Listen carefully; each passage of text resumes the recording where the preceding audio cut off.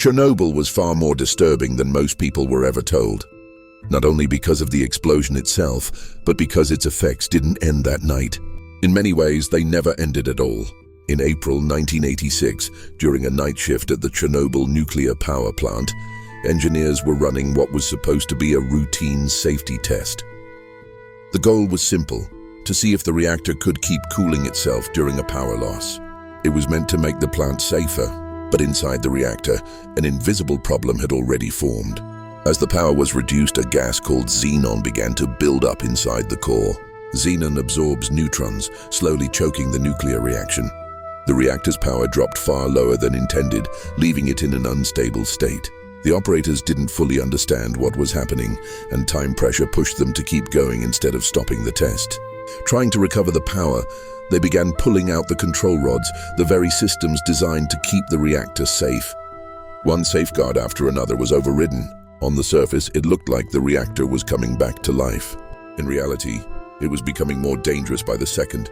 Then the reactor surged. Power didn't increase gradually.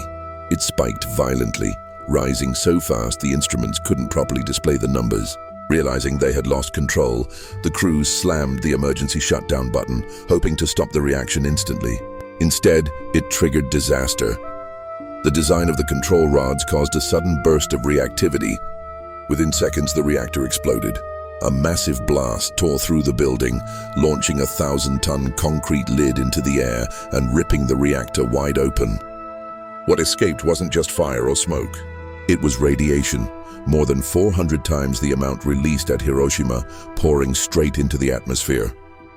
Witnesses reported the night sky glowing blue as radioactive particles ignited the air. Firefighters and plant workers rushed to the scene, unaware of what they were walking into. They touched radioactive debris, breathed contaminated air, and stood directly over the exposed core. They felt heat, headaches, and nausea, but kept working, believing they were fighting a normal fire. Meanwhile, an invisible radioactive cloud drifted toward the nearby city of Pripyat. Life continued as usual. Children played outside. People opened their windows. No warnings were given. By the next day, residents began noticing something was wrong. The air tasted metallic, eyes burned, skin turned red. People felt sick, but no one was told the truth. They lived in this radiation for nearly 2 full days before evacuation finally began. By then, it was already too late.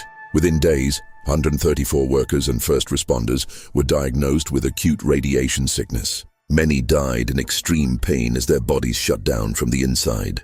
Over the years that followed, long-term radiation exposure led to cancers and other illnesses, contributing to an estimated death toll of around 4,000 people. Chernobyl wasn't just a catastrophic explosion. It was a chain of human decisions, invisible forces, and delayed consequences. And unlike most disasters, its damage didn't fade with time.